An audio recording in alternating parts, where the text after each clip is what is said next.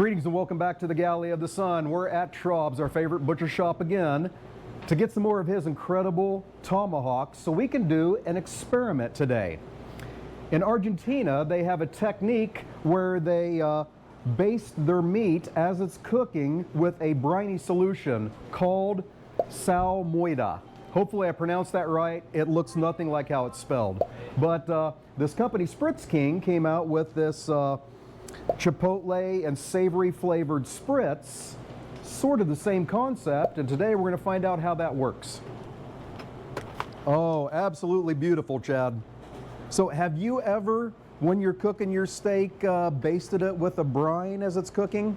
On the tomahawks, no, I usually do a dry rub. Yeah, I have too, so yeah. This is going to be a heck of an experiment. Yeah. But those Argentines know what they're doing, yeah. So I'm not going to question them. I would be excited about it for sure. All right, fantastic. So we'll see ya when we're back at the Oasis.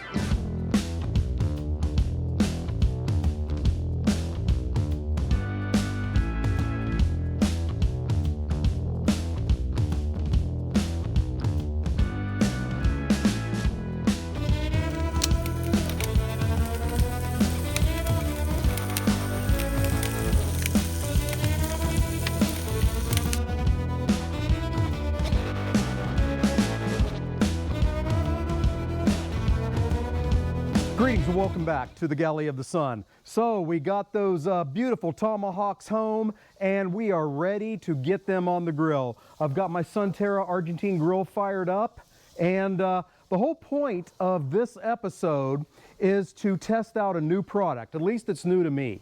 I had read a lot about Argentine cooking, and one of the typical things they do is they baste their beef with brine called salmoida. Hopefully I pronounced that right. It looks nothing like how it's spelled. So I spent about 10 minutes trying to figure out how to pronounce this. And then I saw this new product from Spritz King. This is a chipotle spritz, and this is a sweet and savory spritz. So what we're going to do is cook 3 tomahawks. One of them, I'm just going to have Spiceology's Gaucho Steakhouse seasoning on it. The other 2 will also have the same seasoning, but one will get the chipotle spritz, and the other will get the sweet and savory spritz. And we'll find out, does it make a difference?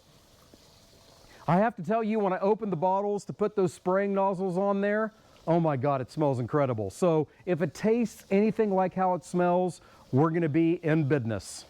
Oh yeah. So first thing I'm going to do is hit these tomahawks with the seasoning, the Gaucho Steakhouse.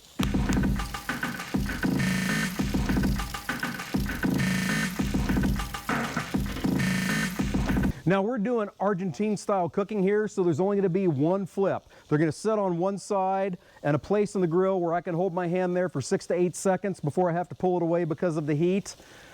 Probably for about an hour and 15 minutes till I hit about 105 degrees. Then the other side should be warm. The side that's been facing up away from the fire.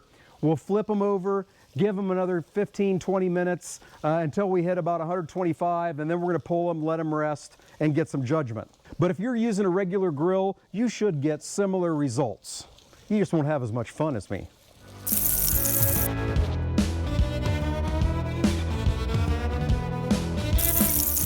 All right, so the plan is to get them on the grill, and then after 15 minutes, spritz one of them with the chipotle, one of them with the sweet and savory, and then repeat that every 15 minutes until we're done. So let's get them on. Enough talk, let's get on with it.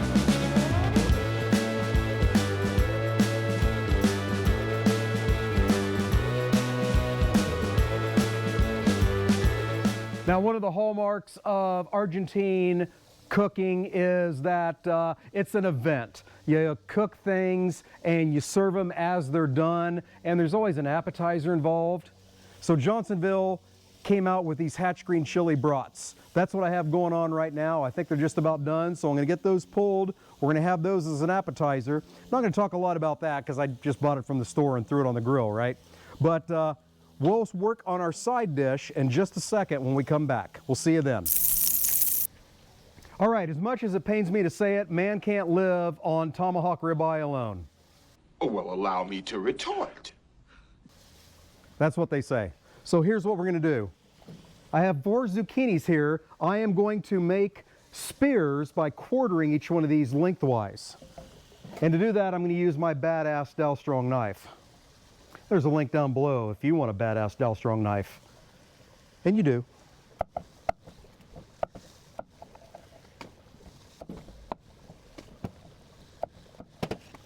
Badass Dal Strong knife.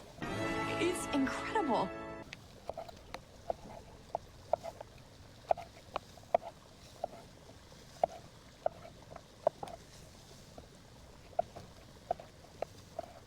Now I'm gonna get them flesh side up, get them sprayed with a little bit of avocado oil, and then I'm gonna hit them with some grunt rub, which is a rub that's made for vegetables.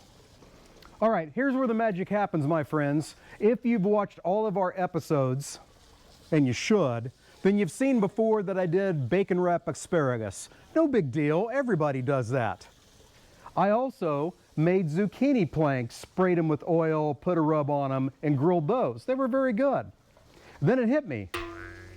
Why don't I do some bacon wrapped zucchini spears? That's what we're doing. So now we're gonna take those seasoned zucchini planks and wrap them in bacon. He knows his shit. Those are gonna go on the grill and be absolutely amazing. So, I'm gonna get all those wrapped up. I'll show you when I get them on the grill. We'll be back later when we start spritzing. See you then.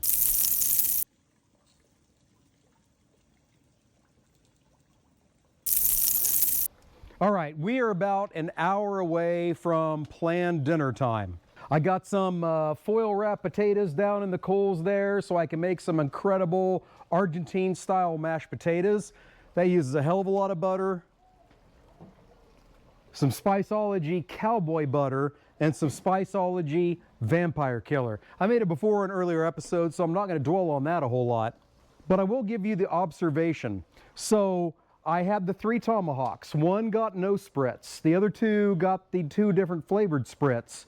The one I wasn't spritzing got done before the other 2. It was 15 degrees ahead of them. So the spritz does cool the temperature down, allows that meat to soak up more of that smoke flavor, and so hopefully soak in that spritz flavor. We'll find out from the judge. But that's my observation. So if you're using this spritz, plan on it taking a little bit longer than if you weren't using it. That's been the lesson learned so far. So probably another 15-20 minutes, I'll put on the zucchini wrapped, the bacon wrapped zucchini, and then we'll be ready for some judgment. So we'll see you then.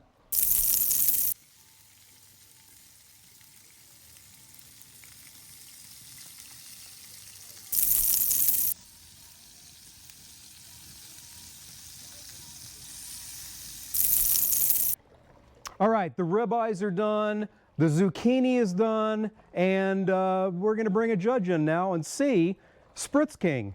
Does it add flavor? Is it worth it? We'll find out.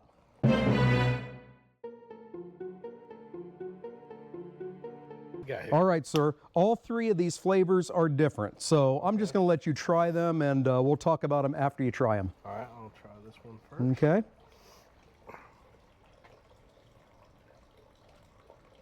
Had I been smart, I probably would have had him try the unspritzed one first so he could tell the difference. What do you think? This is the spritz one? It is a spritzed one. And actually, that is the sweet and savory. That's what I was thinking, was more sweet. Okay? This one. Okay. It's good. Okay, let's change it up. This is the unspritzed one here. Try that next. Okay. Because I think the other one is going to be my favorite.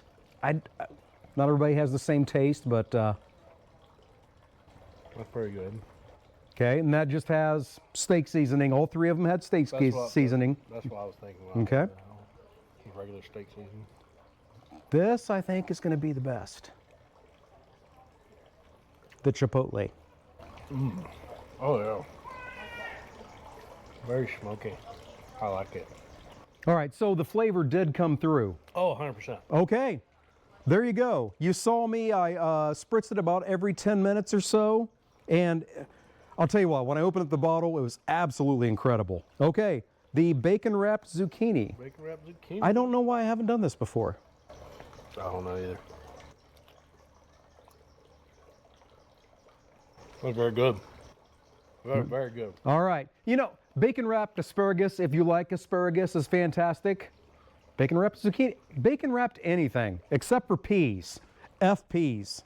I don't like those. I do, but I don't know how you're gonna wrap a pea with bacon. Good, good. Thank God. Okay, hey, I'm glad you went with us on this journey. I hope you enjoyed it. Until we see you next time, fair winds and following seas.